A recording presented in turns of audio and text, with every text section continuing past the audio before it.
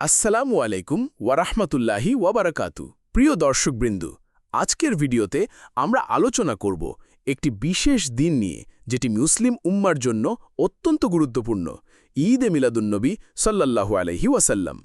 আপনারা কি জানেন কেন বিশ্বের কোটি মুসলিম এই দিনে নবী সাল্লাল্লাহু আলাইহি ওয়াসাল্লামের জন্ম উদযাপন করে? শুধুমাত্র আনন্দের জন্য না, আসলে এতে লুকানো আছে আমাদের জন্য অসীম শিক্ষা ও আল্লাহর নৈকট্য লাভের পথ।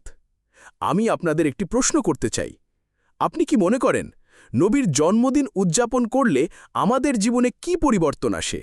আপনার উত্তর কমেন্টে লিখুন। আপনার উত্তরই আজকের আলোচনাকে আরও সুন্দর করে তুলবে।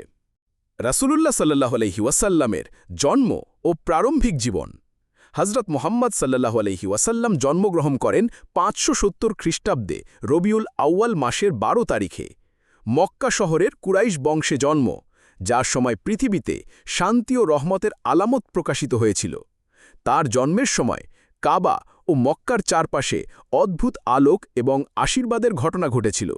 আল্লাহর রহমত হিসেবে আগমন।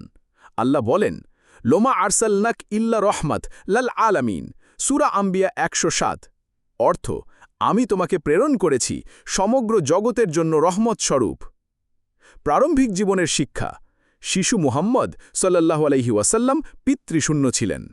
তিনি তার দাদা ও পরে চাচার সাথে বড় হন। ছোটবেলা থেকেই তিনি সততা, ন্যায়পরায়ণতা ও সাহসের পরিচয় দিয়েছিলেন। আপনার মতে নবী সাল্লাল্লাহু আলাইহি ওয়াসাল্লামের প্রারম্ভিক জীবনের কোন দিক আমাদের সবচেয়ে বেশি অনুকরণ করা উচিত?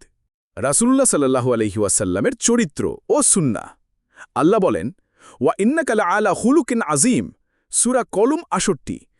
অর্থ, নিশ্চয়ই তুমি উত্তম চরিত্রের অধিকারী। হাদিস, রাসূলুল্লাহ সাল্লাল্লাহু আলাইহি ওয়াসাল্লাম বলেছেন, তোমাদের মধ্যে সেই ব্যক্তি সর্বোত্তম যার চরিত্র সবচেয়ে উত্তম। বুখারী। চরিত্রের শিক্ষা। দয়া, ক্ষমাশীলতা, ধৈর্য, সততা, অন্যের প্রতি সহানুভূতি, এগুলো নবীর চরিত্রের মূল। একবার নবী এমন একজনকে ক্ষমা করেছিলেন যিনি তার বিরুদ্ধে মিথ্যা অভিযোগ করেছিলেন। আপনি জীবনে নবীর কোন গুণটি সবচেয়ে বেশি অনুকরণ করতে চান? ঈদ-এ মিলাদ উদযাপনের উদ্দেশ্য আল্লাহর নিকট কৃতজ্ঞতা প্রকাশ করা, নবীর জীবনের শিক্ষা পুনরায় স্মরণ করা, সমাজে দয়া, ভ্রাতৃত্ব ও ন্যায়পরায়ণতার বার্তা ছড়ানো। হাদিস ও কোরআন থেকে শিক্ষা। রাসূল সাল্লাল্লাহু আলাইহি ওয়াসাল্লাম বলেছেন, যে আমার সুন্নাহ অনুসরণ করে সে আমার কাছে প্রিয়। তিরমিজি। নবীর জন্ম উপলক্ষে দোয়া ও দরুদ শরীফ পাঠ করা, এতে আল্লাহর নৈকট্য বৃদ্ধি পায়। বাস্তব শিক্ষা। শুধুমাত্র উদযাপন নয়, বরং নবীর শিক্ষা আমাদের জীবনযাত্রায় বাস্তবায়ন করাই আসল মিলাদ। দরিদ্রদের সহায়তা, যাকাত ও সাদাকা, পরিবার ও সমাজে সদাচার বজায় রাখা। নবীর প্রতি ভালোবাসা ও তার ফলাফল। নবীর প্রতি ভালোবাসা আল্লাহর সন্তুষ্টি অর্জনের পথ।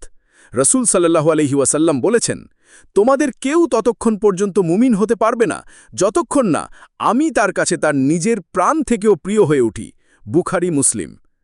এই ভালোবাসা মানুষকে জান্নাতের পথে পরিচালিত করে।